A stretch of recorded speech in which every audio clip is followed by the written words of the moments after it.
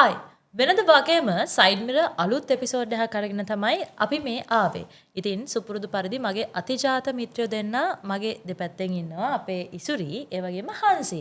ඉතින් අපි අද මොකද්ද කතා කරන්න යන්නේ කියලා මම හිතනවා හංසි කියයි මේ සතියේ මේ එපිසෝඩ් එකෙන් අපි මොකක් ගැනද කතා කරන්න යන්නේ කියලා. ඔව් අපි අද සයිඩ් මිරර් වැඩසටහන තුලින් කතා කරන්නට යන්නේ දරුවන් ගැන. එහෙම නැත්නම් අපේ ලෝක ළමා දිනය නිමිති කරගෙන ළමයින් සම්බන්ධව තමයි අද අපි සයිඩ් මිරර් වැඩසටහන තුලින් අපේ සාකච්ඡාව අපි ගෙනියන්න සූදානම්ෙන් ඉන්නේ. ඔව්.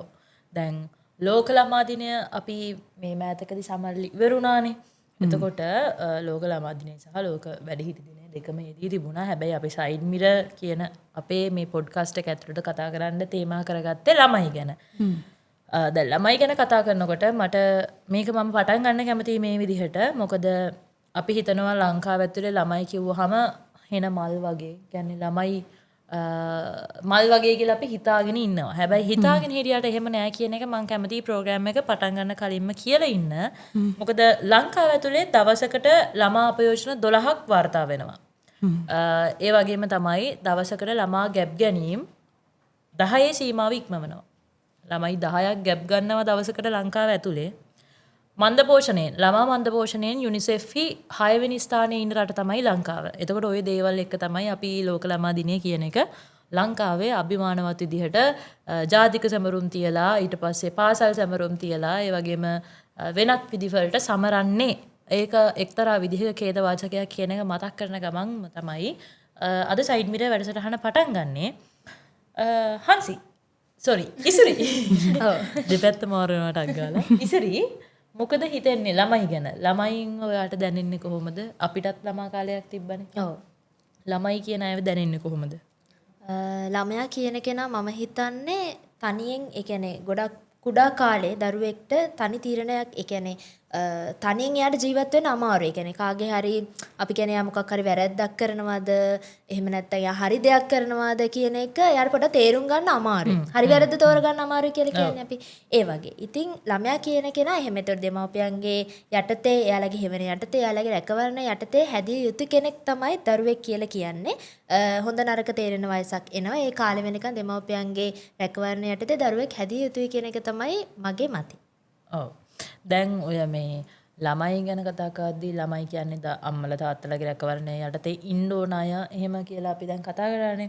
දැන් ඕකත් එක තමයි මේ ළඟදී මේ යම්කිසි අනපනත් වගේක් වෙනස් වෙනවා. ඒ වෙනස් වීමුත් එක්ක දරුවන්ට ගහන්න තහනම් වාචිකව සහ කායිකව හිංසා කිරීම ගුරුවරුන්ට දෙමාපියන්ට වළක්වලා තියෙනවා. මේක ඇත්තටම මේ තාමත් වෙන්නේ මේ සමාජයේ දෙපිල බෙදිලා මරා ගන්න එක. ඒකට හරි හැමං විදියක විසඳුමක් රජයෙන් හෝ වෙනත් කිසිදු පාර්ශවයකින් ඒ කියන්නේ අර අපි කියන්නේ සම්මත කරගන්න පහසු වෙන විදිහේ ක්‍රියාමාර්ගයක් ගන්නම අපි දැක්කේ නැහැ. ඒ වෙනුවට ඉතින් දෙපැත්තට මීඩියා වලට වොයිස් කට් දෙන එක සහ දෙපිල බෙදී මරා ගැනීම Facebook එක හරහා සිද්ධ වෙනවා ඉතින් සුපුරුදු පරිදි.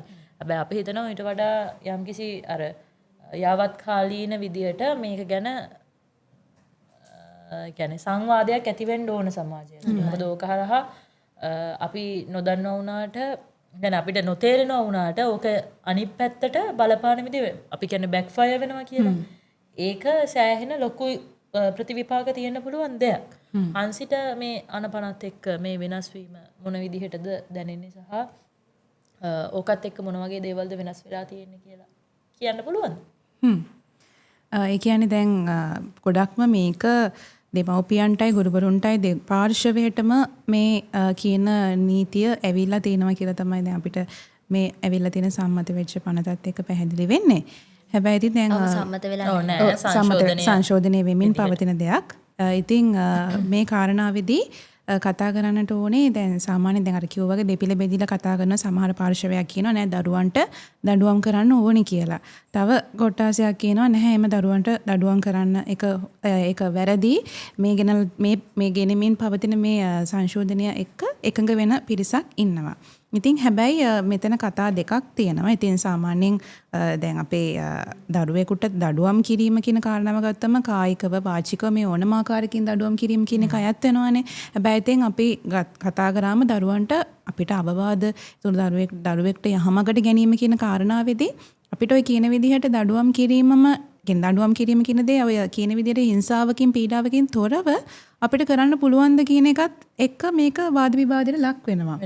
එතකොට ඔය කියන විදිහට ළමයින්ට ගහන්න නැතුව කොහොමද ළමයින්ව හදන්නේ? දැන් අතරම දැන් අපි කියමු මේක අපේ දෙමව්පියන්ගේ කාලවකවානුවත් එක්ක ආවම ඒගොල්ලෝගේ කාලේ මීට වඩා දැනට තියෙනවටත් වඩා විදිහට දරුණු විදිහට එයාලගේ පාසල් කාර්යයේ ගුරුවරු එයාලට කියන්නේ හොඳ නරක කියා දුන්න විදිහ වෙනස් කියලා තියෙනවා. එතකොට ඒ හින්දා තමයි අපි දැන් මෙහෙම ඉන්නේ කියලාත් කියලා තියෙනවා.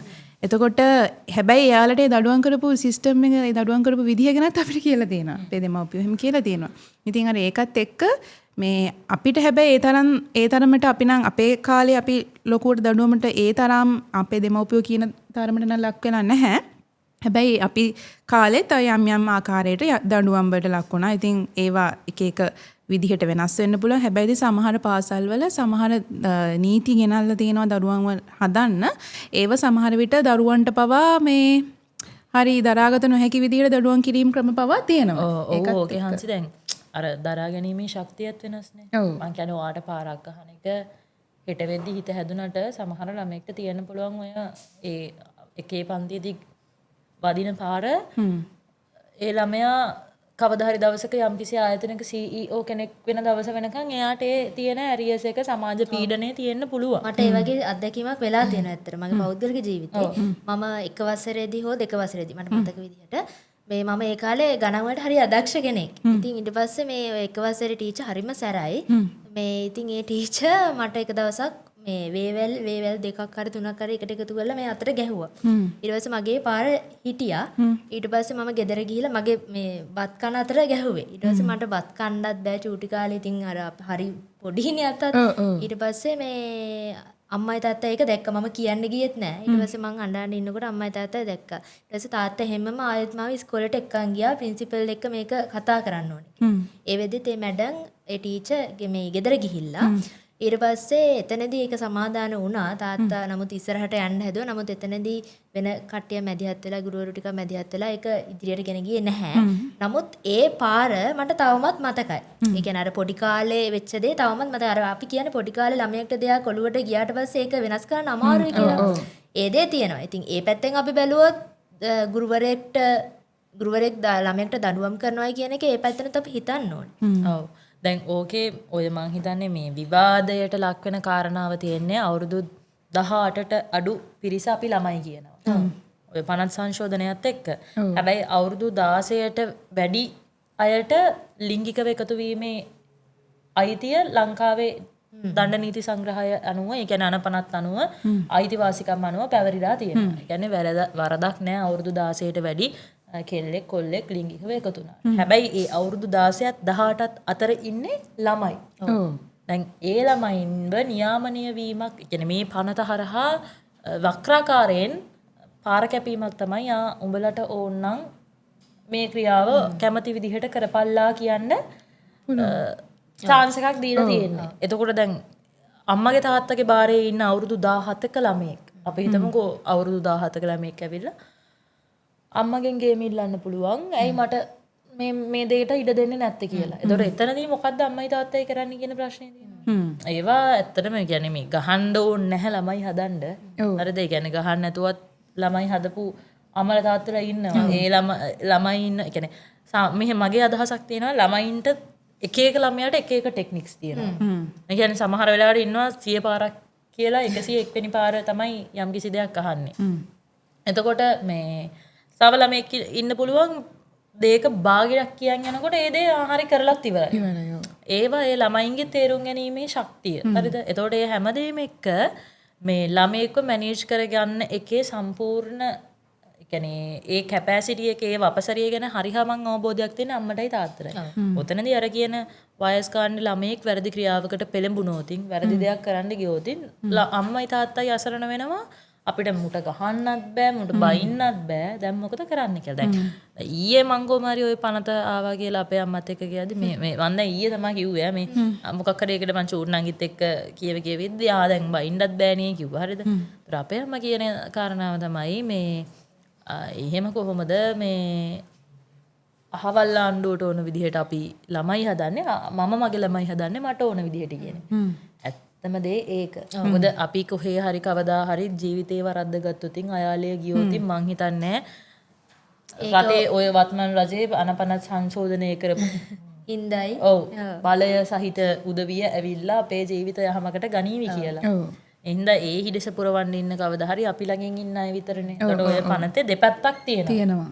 ඔව් හරිම කියන්නත් බෑ අපිට වැරදි කියන්නත් බෑ. හැබැයි ඒක සංශෝධනයේ විය යුතු ආකාරය වෙනස් වෙන්න ඕනේ අනිවාර්යෙන්. මොකද දැන් මේක කියනවනේ ළමයෙක් නින්දාශීලී වෙන විදිහේ වචන හසුරවන්න බෑ කියලා. ඒතකොට දැන් නින්දාශීලී කියන වචනය කොයි ඉරක් කියලා මේ ඉරෙන් එහා පැත්තේ තියෙන හොඳ වචන මේ පැත්තෙන් එහා පැත්තේ තියෙන නින්දාශීලී වචන කියලා බෙදන්න පුළුවන් නම් ලඝු කරලා දක්වන්න පුළුවන් නම් ප්‍රශ්නයක් නැහැ.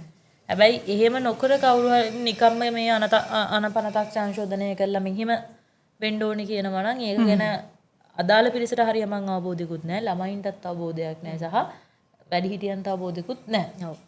ඔය ගැටලු ඉතින් තියෙනවා. ඉතින් දැන් ගොඩක්ම සමාජයේ මේ දැන් මේ පනතත් එක්ක ඊට මේට බෝලේ පාස් කර යනවනේ. මේ ඇත්තටම ඉතින් මෙතනදී ඔය කියන විදිහට අපේ අම්මලත් අපිව හදපු ව්‍යාමාකාරයක් තියෙනවනේ. එතකොට සහ අපේ පාසල් වල දැන් අපි හැදිච්ච විදියකුත් තියෙනවනේ. දැන් ඉස්සුරි කිව්ව කාරණාවත් එක්ක සමහරවිට ඇත්තටම ඒ ගොඩාක් කුඩා වයස දරුවෙක්ට දඬුවම් කිරීම අමත් අනුමත කරන්නේ නැහැ. දැන් ඇත්තටම යා ගොඩක් පොඩි වයසක වෙච්ච දෙයක් කියනවනේ. දඬුවම් කිරීම ඊට පස්සේ කියන්න පුළුවන් දඬුවම් කිරීමට වයස් සීමාවක් තියෙනවද කියලා. ඒ කියන්නේ දැන් ඔය කියන විදිහට පාසල් වයසේ ඉන්න ඕනම දරුවෙකුට එහෙම තමන්ගේ තියෙන කෝපය පිට කිරීමක් විදිහට දඬුවම් කරන්න බෑ කියලා තමයි මම නම් විශ්වාස කරන්නේ. ඒකෙන් සමහර ගුරුවරු ඉන්නවනේ තමන්ගේ ගෙවල් වල තියෙන ඇරියස් පවා පිරිමහ ගන්න මේ ළමයි එක්ක තරහට දඬුවම් කරන අය ඉන්නවා. ඒ කියන්නේ උදේට එන්නේ මූණ පුප්පගෙන. දැන් අපි සන් ගුඩ් මෝනින් සර් මැඩම් කියද්දී උනන් සමහරලාට නෑ. ඒ අය සමහරට කේන්තියෙන් ඉන්නේ. එතකොට අපි බලනවා ඇයි මේ මෙහෙම කියලා. ඊට පස්සේ උගන්වන්නෙත් කේන්තියෙන්. මෙයා ගානක් වැදුනොත් ආයි ළමයට පොතෙන් දමලා අරින්නෙත් කේන්තියෙන්. ඒ තමන්ගේ පෞද්ගලික ඇරියස් ඔළුවේ තියාගෙන ඇවිල්ලා ළමයින් එක්ක ගනුදෙනු කරන්න යන ගුරුවරුත් පිරිසකුත් ඉන්නවා නැතුවාට නෙවෙයි. ඉතින් ඒකත් එක්ක තමයි අර මං හිතන්නේ මේක ගොඩක්ම කතා කරන්නේ ඒ වගේ ගුරුවරු එක්ක තමයි ඔය ගොඩක්ම කේස් එක. ඔව් දැන් මෙහෙම එකක් තියෙනවා. දැන් ඔය අනපනත් ගේන්න කලින් ඒ කියන්නේ හොයලා බලන්න ඕන ඕල්රෙඩි ළමයෙක්ව සුරක්ෂිත වෙනවා මේ ඒ කියන්නේ නීතිමය අනුව. හරිද? මොකද මේ එළියට ගියාම ළමයි සුරක්ෂිත නැහැ කියන කාරණාව අපිත් දන්නවා. හැබැයි නීතිමය පසුබිම තුලදී මූලික ළමා අයිතිවාසිකම් යටතේදී මේ ළමයෙක්ව සුරක්ෂිත වෙන්න තියෙන දේවල් ටික මම හිතන්නේ ප්‍රමාණවත්. මොකද ඒකේ තියෙනවා ළමයා කවරෙක් වුණත් කුමන වයසක පසු වුණත් සමීවරණීය කුමක් වුවත් ස්ත්‍රී පුරුෂ භාවය කුමක් වුවත් ඔහුට හෝ ඇයට කිසිදු වෙනස්කමක් කරන්න බෑ. හරිද? ඒ වගේම තමයි එහෙම වෙනස්කමක් වෙනවා නම් ඊට විරුද්ධව ඒ ක්‍රියාවට විරුද්ධ වෙන්න කියලා. ඒ වගේම තමයි ළමයෙක්ගේ උපරිම යහපත බලලා කටයුතු කරන්න ඕන. හරිද? ඊට පස්සේ මේකෙදි ළමයින් ගැන තීන්දුව తీරන ගන්නකොට ළමයින්ට වෙන අසාධාරණයක් තියෙනවා නම් බාධාවක් තියෙනවා නම් ඒ දේවල් කරන්න සම්පූර්ණයෙන්ම තහනම්. ඒ කියන්නේ නීතියට පටහැනි දේවල් කරන්න බෑ. ඊට පස්සේ ජීවත් වීම කියන්නේ ළමයෙක්ගේ අයිතියක්. ඒක නැති කරන්න බෑ. ඒ කියන්නේ අපි ඔය දකිනවනේ නේද ට්‍රේන් වල ළමයින්ව කුණු කාණු වල දාලා යනවා එහෙම කරනවා ඇලෙන් දොලින් මතු වුණා කියනවා. ඊට පස්සේ කාලෙත් එහෙම දෙයක් ඔව් වැසිකිලි වලින් මතු වුණා කියනවා. ඒවා ඉතින් සම්පූර්ණයෙන්ම ළමා අයිතිවාසිකමක් උල්ලංඝනය කිරීමක් තියෙන ළමයෙක් මේ ලෝකේ. ඒ කියන්නේ අම්මගේ කුසෙන් එළියට ආවයින් පස්සේ ඉඳන් ඒ ළමයාටම කියලා නිර්මාණය වෙච්ච අයිතිවාසිකම් තියෙනවා. පද්ධතියක් තියෙනවා. හරිද? ඊට පස්සේ ළමයින් පිළිබඳ මව්පියන් හෝ වැඩිහිටියන් විසින් යම්කිසි තීරණයක් ගනු ලබන අවස්ථාවේදී තමන්ගේ මතය ප්‍රකාශ කිරීමේ අයිතිය ළමයාට තියෙනවා. හරිද? ඒ කියන්නේ උඹ අපි කියන හින්දා මේක කරපන් කියලා ඉන්න බෑ. අපි කණ්ඩ දෙන නිසා, අපි බොණ්ඩ දෙන නිසා මේ විදිහට කරපන් කියන කාරණාවෙන් ඉස්සරහට ගිහිල්ලා ළමයාගේ අදහස ප්‍රකාශ කිරීමේ අයිතියත් එතනදී තියෙනවා. එතනදී වැඩිහිටියෝ විදිහට ඒ ළමයාගේ අදහස සැලකිල්ලට ගැනීමත් මෙතනදී බලාපොරොත්තු වෙනවා. හරිද? ඊට පස්සේ අධ්‍යාපනය ලැබීම සහ ක්‍රීඩා විනෝදාත්මක දේවල් කරන්න යම්කිසි අයිතියක් තියෙනවා. ඒ කියන්නේ යම්කිසි අයිතියක් නෙමෙයි අයිතියක් තියෙනවා. එතකොට ඒකටත් වැඩිහිටියෝ ඉඩ ප්‍රස්තාව සැලසන්න ඕන. මේ කාරණාවේදී කතා කරනවා ළමයින්ට වදහිංසා පැමිණවීම සපුරා තහනම්. මේකෙන් අදහස් කරන්නේ පුංචි තරවටු කිරීමක් ගැන නෙවෙයි. දරුවෙකුට ගුරුවරයෙක් හෝ මව්පියෙක් විසින් කරන තරවටුවකුත් දරුණු වදහිංසාවක් විදිහට පැතිරෙනවා නම් හරිද? ඒ පිළිබඳව අදාළ ආයතන දැනුවත් කරන්න ඕන. හරිද? එහෙම නැතුව අර මේ පොඩ්ඩක් ඒ කියන්නේ අපි හිතමුකෝ කන්දක් උඩට නැගලා ඉන්නවා. ඒ කන්දෙන් පහළට ඊළඟට වැටෙනවා කියලා ඊළඟ අඩිය තියද්දී ඔය අඩිය තියන්න එපා කියන දේ අහන්න නැත්නම් ඔබ ඔය අඩිය තියන්න එපා කියන දේ අහන එක දැන් ඔය ගෙනලා තියෙන සංශෝධනයට අනුව අම්මලා තාත්තලා තිරේ විලංගුවේ වෙන්න වැඩන්නේ. ඕක ඔය අඩිය තිබ්බොතින් එහෙම මේකයි අපි උඹට ගහනවා කියන එක ඔව් වැඩ. හරිද? හැබැයි ඊළඟ අඩිය තිබ්බොත් වැටෙනවා. ඊට පස්සේ ඔය 50 සංශෝධනය කරපු අය එනවද දන්නේ නැහැ. මෙහෙමයි. අර සමහර මේ දොතනදී ඔය නීතියත් එක්ක කතා කරද්දි දැන් සමහර දෙමව්පියෝ ඉන්නවනේ ඇත්තටම මේ සමහර තාත්තලා එහෙම ඉන්නේ බීලා ඇවිල්ලා ළමයින්ට ගහන. එතකොට සමහර ඔය චූටි වැරදි අපි කියමු හෝම්වර්ක් එකක් කරලා නැහැ. ඒ වගේ අපි කියමු දැන් සමහර තාත්තලා ඉන්නවනේ හරි සැර තාත්තලා ළමයි ඔක්කොම හරි කියන්න බයයි අම්මලාත් කියන්නේ තාත්තා එනවා මේ වැටික් කරලා තියන්නේ කියලා තාත්තව තමයි වසචරිත කරලා තියෙන්නේ. ඒකට සමහර ඇත්තටම ඔය කියන විදිහට අර ඇත්තටම එහෙම තාත්තලා සමහර තාත්තලා ඉන්නවා තාත්තලා නෙමෙයි අම්මලාත් ඉන්නවා. ඒ අම්මලාත් අර තමන්ගේ පෞද්ගලික ජීවිතවල තියෙන දුක් පීඩා කරදර ඒ සමහරට තමන්ගේ කුඩා කාලේ දෙමව්පියන්ට ලැබිච්ච ප්‍රශ්නත් එක්ක ආර්ථික ප්‍රශ්නත් එක්ක ළමයා මොකක් හරි චූටි වැරද්දක් කරපු ගමන් ඒක ළමයාගේ පිටින් අත දිගෑල්ලා ගහලා මේ ඒ තියෙන පීඩනේ පිට කරන දෙමව්පියෝ ඉන්නව නැතුවට නෙවෙයි. මොකද මම පෞද්ගලිකව මම ඒ වගේ සිදුවීම් ගණනාවකට මම දැකලා තියෙනවා. මගේ අයගේ දේවල් කිහිපයක් මම අහලා තියෙනවා. දැන් එහෙම ඒ දේවල් එහෙම මේ වෙලා තියෙනවා. එතකොට ඒ ළමයි විඳින පීඩනේ ඒ ළමයි අපිට කතා කරනවනේ. මං ගෙදර ඉන්නේ හරිම පීඩණයෙන් මට ගෙදර ඉන්න හරිම අමාරුයි මේ අපේ අම්මා මට මෙහෙම තමයි සලකන්නේ අම්මා මාර කේන්ති නංගිගේ වැරද්දත් මගේ පිටින් යවනවා. අර ඒ වගේ අවස්ථාවලදී ඒ සමහර ඒ ළමයි ලක්වන පීඩනේ ඇත්තටම කියලා නිම කරන්න බෑ. ඒ කියන්නේ ඒව දඩුවම් දෙන්න ඕන වැරදිත් නෙවෙයි සමහර විට. ඒගොල්ලෝ අර වෙන කේන්තියක් ළමයින්ගේ පිටින් යවනවා. ඉතින් මං හිතනවා ඔය නීතිය හරහා ඒ වගේ අගතියටපත් වෙච්ච ළමයින්ට ඒක ඒ කියන්නේ ඇත්තටම ඔය නීතියෙන් මම හිතන්නේ ඒ වගේ දේවල් තමයි. හැබැයි ඉතින් දැන් කියන විදිහට අම්මා කෙනෙක්ට තරවටු කරන්නත් තාත්තා කෙනෙක්ට තරවටු කරන්නත් බෑ කියන එකක් තමයි ගොඩක් අය දැන් මේක පිළි අරගෙන තියෙන්නේ. අනිත් එක දැන් හංසි කියපු දෙයත් එක්ක මේ කියපු දෙයක් තමයි අර මේ ළමයි සමහර අම්මලා කියනවානේ උඹව හම්බුනේ මගේ කරුමෙට. එහෙමත් කියනවානේ. ඉතින් ඒක ඇත්තටම වැරදි දෙයක්. මොකද ළමයාගේ උමනාවට මෙන්නේ ළමයා මේ ලෝකෙට එන්නේ. දෙමාපිය දෙන්නගේ උමනාව මතනේ දරුවෙක් මේ ලෝකෙට බිහි වෙන්නේ. ඕන සෑහෙන් දාලා තියෙන. ඒ කියන්නේ සමාජයේ ගොඩක් තැන්වලදී කියලා තියෙනවානේ උඹ හම්බුනේ මගේ කරුමෙට. උඹ නිසා තමයි මට මේ දේවල් උනේ. මගේ ජීවිතේ එපා කරේ උඹ. ඉතින් ඒක කොච්චර ළමයාට බලපානවා ඇතිද නේද? අනිත් එක පවනි කියපු පොයින්ට් එකක් මේ මම කතා කරන්න කැමතියි. පවනි කිව්වනේ පවුලෙන් පිට ළමයා සුරක්ෂිත නැහැයි කියලා.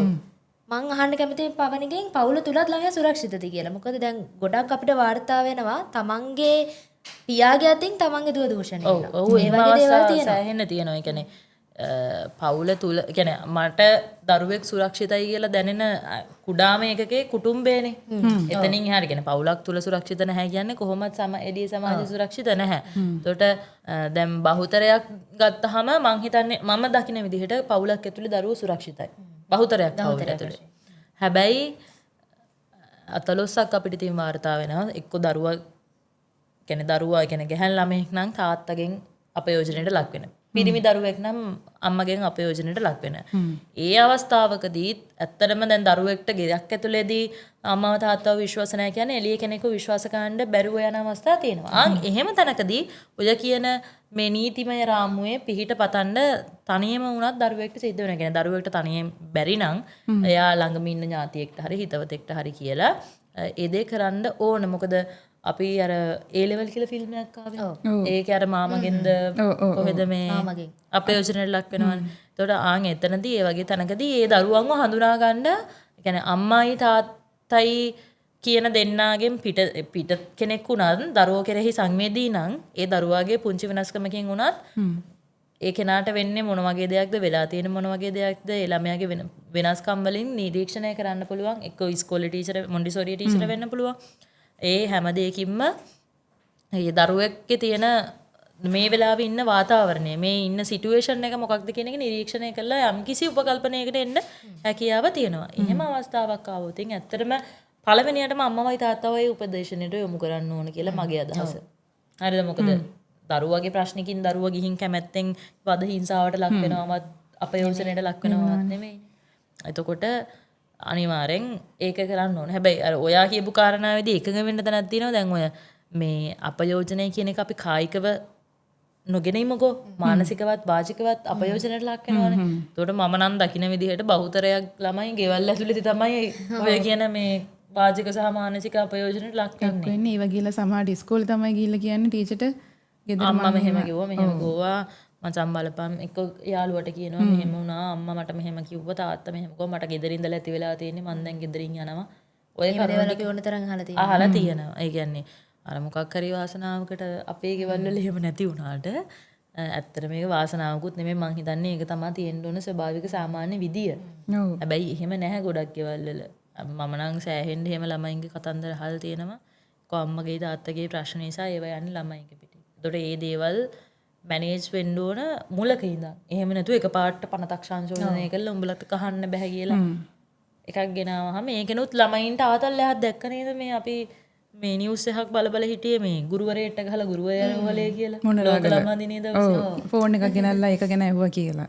අර එහෙම ආතල් දේවලුත් සිද්ධ වෙනවා ඔය. ඒ කියන්නේ දැන් අර ඉන්න යන් ජෙනරේෂන් එකක් නේ දැන් මේ දැන් 18 Gen Z ලානේ දැන් ඉන්නේ. එයාලා දැන් ඕක ඒක පොඩි ආයුධයක් කරගෙන කික් එකක් එනවනේ දැන්. මට කොහොමද ඔයා කොහොමද එහෙම අහන්නේ මගෙන් එහෙම වගේ එකක් අහලා සර්ට සද්ද දන්නේ නැති. ඔව් ඒතර දැන් ගුරුවරයා රෝහලේ මන්න අහන්න තියෙන තව ගුරුවරු කී දෙනෙක් රෝහල් ගත වෙනකන් බලාගෙන ඉන්නවද කියලා තමයි ඔය අනපනත් සංශෝධනය කරන මේ ඇත්තටම මේ රජේ. ඒ කොහොම වුණත් මම හිතන්නේ දරුවෝ ගැන හිතලා මේ යම් කිසි දෙයක් කරනවා නම් ඒකට අපේ විරෝධත්වයක් නැහැ. එහෙමයි. සංශෝධනය කියන ඒ සංශෝධනය කියන දේ අපි හරියට ඒක ඔය කියන විදිහට අර මේ සමාජගත වෙලා නැති කේසයක් තමයි තියෙන්නේ මට හිතන විදිහට. අර මේකේනේ කොහොමද සමාජගත වෙන්නේ? හරි ඉතිහාසය අයින් කරන්න කියලා ගෙනාවා. මන් දන්නේ මොනවා වෙලාද දන්නේ. ඒක තමයි අර මිනිස්සු අල්ලගන්නම වැරදි පොයින්ට් එක. ගහන්න එපා, බයින්න එපා කියලා තියෙන්නේ. එහෙනම් දැන් මුකුත්ම කියන්න බෑ. එතකොට ඒක අල්ලගන්නේ නැත්නම් ඔතනින් සමාජයට වෙන අර ඒ කියන්නේ ඔතනින් වෙන දේ ගැන කියන්න කවුරුත් මේ වෙන්නේ නැහැ. හැමෝම අල්ලන අර වීක් පොයින්ට් එක. නැත්නම් අර වැරදි කෑල්ල තමයි අල්ලලා දඟලන්නේ. ඉතින් අර උතන දැන් ඇත්තටම දඩුවම් කිරීම සහ නොකිරීම කියන කාරණාවේ මෙහෙම තරහදියක් දැම්මම දෙකක් තියෙනවා ඉතින්. ඒකට අපිට කියන්න බෑ දඩුවම් කරන්න කියලා සහ දඩුවම් නොකරන්න කියලා අපිට කියන්න බෑ. හැබැයි ඒක වෙන විදිහක් තියෙනවා. ඒ විදිහට ඒ කියන්නේ දැන් ඔය සංශෝධනයේ හරියට මේ මිනිසුන්ට පැහැදිලි කරොත් ඔය කියන අනපනත් ටික හරියට පැහැදිලි කරොත් තමයි මම හිතන්නේ තව ඕක ගැන දැන් වැරදි වැටහීමකින් ඉන්න කොට්ටාසයක් ඉන්නවා නම් ඒක දැනුවත් වෙන්නේ. එහෙම වෙන්නේ නැහැනේ ඇත්තටම. ඒ කියන්නේ ඇත්තටම කිව්වොත් එහෙම මේ ඒක ගැන අනපනත් සංශෝධනය කරන මිනිස්සුත් අප්ඩේට් වෙන්නේ මේ අර නිකන් පැයෙන් පැය වගේ මම හිතන්නේ. ඒ කියන්නේ යාළගෙත් හරියම අප්ඩේට් වීමක් නැහැ. හිතන වෙලාවට හිතන එක මයික් එක අරගෙන කියනවා. එහෙම පොඩි සීන් එකකුත් තියෙනවා. ඒතර ඒ දේවල් එක්ක ඇත්තටම මේ ළමයි එක ගනුදෙනු කරන්න කියන එක තේරුම් ගන්න ඕන. අනිත් එක තමයි මේ දැන් ඔය දෙමව්පියෝ ගොඩක් දෙමව්පියෝ ඉන්නවා Tamanට හැබෑ කරගන්න බැරි වුණු හීන දරුවන්ගේ පිටින් යවලා දරුවන්ව ඒකට බලෙන් මේවා කරනවා. ඒ කියන්නේ දැන් තාත්තා ડોක්ටර් නම් උඹත් ડોක්ටර් වෙන්න ඕනේ. ළමයාටත් කියනවා ඔයාත් ડોක්ටර් කෙනෙක් වෙන්න ඕනේ. ඔයා මගේ මේ වගේ ගෙනියන්න ඕනේ. ඉතින් ඒක ළමා අයිතිවාසිකම් යටතේ වුණත් ඒක වැරද්දක්. ඒ කියන්නේ දෙමව්පියන්ට බෑ දෙමව්පියන් උනායි කියලා තමන්ගේ දරුවයි කියලා දරුවා අකමැති දෙයක් දරුවා ලව්ව කරන්න. ඒක හොඳ හෝ වැරදි වෙන්න පුළුවන්. ඒක තමන්ගේ හීනේ දරුවා ලව්ව එක පිට කර ගැනීම වැරදි. සම්පූර්ණයෙන්ම වැරදි දෙයක්. දරුවට දරුවා වෙන්න ඉඩ දෙන්න ඕනේ. එයාගේ රුචි අරුචිකම් මොනවද? එයාගේ කැමැත්ත මොකක්ද? එයාගේ අනාගත බලාපොරොත්තු මොකක්ද කියලා දරුවට නිදහසේ හැදෙන්න දෙන්න ඕනේ. දෙමාපියන් පිටපස්සෙන් ඉන්න ගම. අර ගොඩක් ළමයි ඉන්නවනේ මේ මම ආසාවෙන් හිටියේ ඩාන්සින් කරන්න අම්මා කිව්ව හින්දා මැත්ස් කරා. ඉතින් මට අන්තිමට මම කැමති දේ කරන්න බැරි වෙලා දැන් මම ගොඩාක් මට දැන් කැම්පස් උත් යන්න බැරි වුණා. අන්තිමට අම්මගෙනුත් බැනුම් අහන්න වෙලා අර එහෙම ගොඩක් අය ඉන්නවනේ. ඒ මම දැක්ක ඔයා ඔය කියද්දි මතක් වුණේ Facebook group එක දාලා තියෙනවා ළමයෙක්. කියන්නේ ඒ ළමයා මානසිකව සෑහෙන්න පීඩනයට ලක් වෙලා මේ ඒ ළමයා දාලා තියෙනවා එයා ෆස්ට් ෂයි එකත් මැත්ස් කරලා සෙකන්ඩ් ෂයි එකත් මැත්ස් කරලා තර්ඩ් ෂයි එකත් මැත්ස් කරලා ෂයි තුනම ෆේල්. අම්මගේ කීමට ඒ මැත්ස් කරේ එයා වෙන සබ්ජෙක්ට් එකක් කරා නම් කැම්පස් යනවා ආර්ට්ස් වලට හැබැයි කරන්න උනේ මැත්ස් එයාට දැන් මෙතනින් එහාට ජීවිතයක් නැහැ එයාගේ යාළුවෝ කැම්පස් ගිහිල්ලා ඉන්නේ එයාට පීඩනේ දරා ගන්න බෑ කියලා.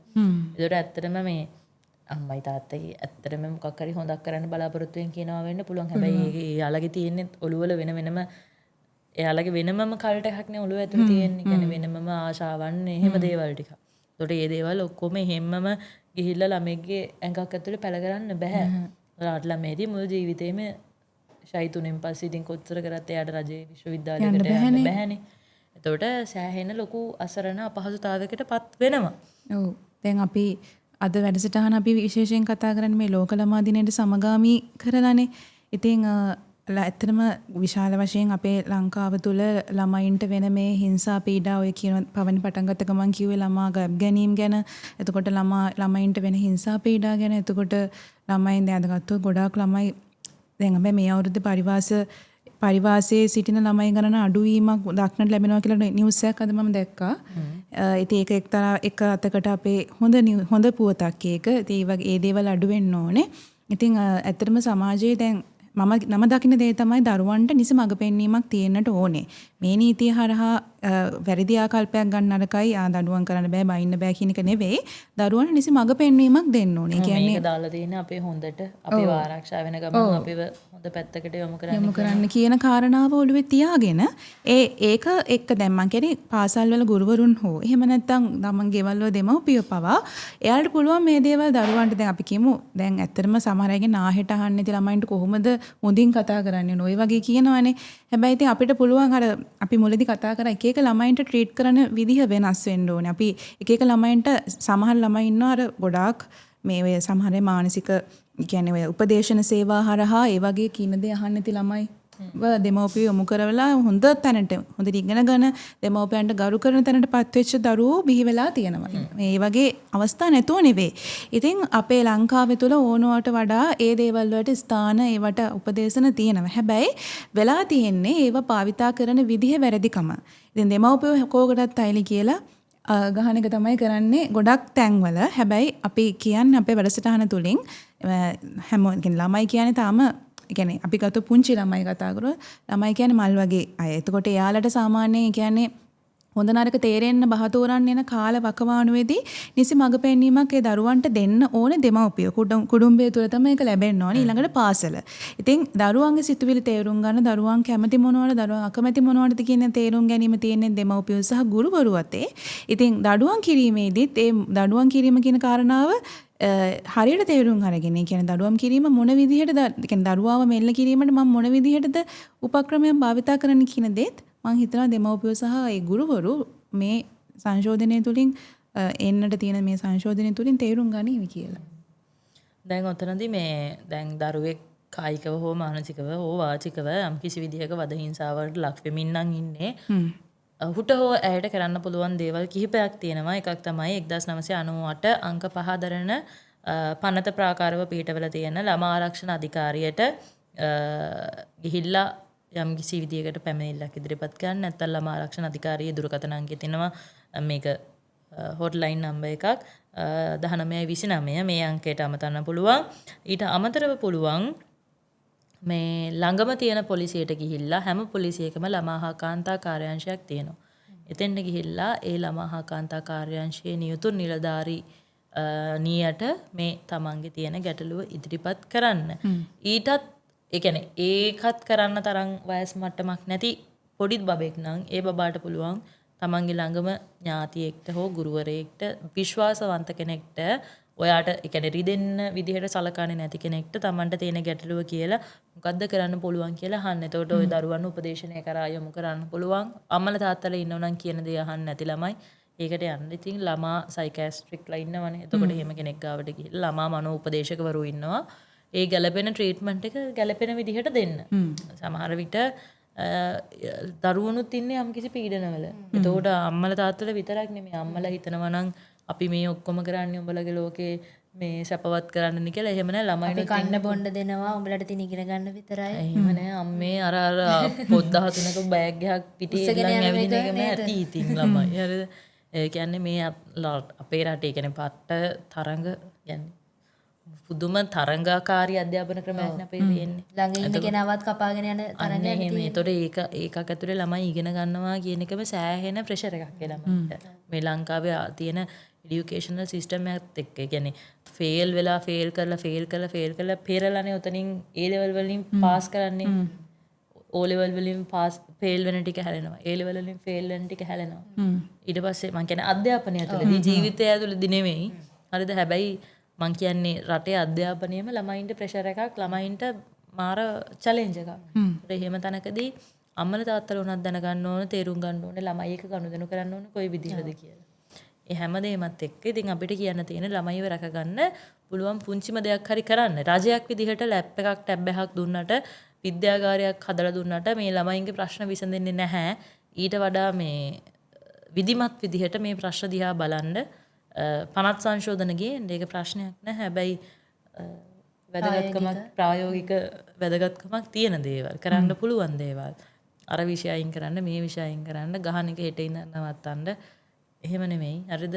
දැන් ඔය කියන විදිහට මොනවාද කොණ්ඩේ තෙල් ගන්න බෑ අරගයි මේකයි කියලා කියනවා. පිරිමි ළමයි ටික හෙට ඉඳන් මේ හරියට කොණ්ඩේ වවන් ආවොත් ප්‍රශ්නයක් නැත්තම් ඉතින් කමක් නෑ. ඒ විදිහට ඒ දේවල් දිහා සැලකිලිමත්ව බලලා තීරණ ගන්න කියලා මතක් කරන ගමන් අදට ඉතින් අපිට ගිහින් එන්න කාල වේලාව හරි. අපි අදට ගිහිල්ලා තවත් දවසක ඔබව හමු වීමේ බලාපොරොත්තුවෙන් අදට සමුගන්නවා. ඔබට සුබ දවසක්.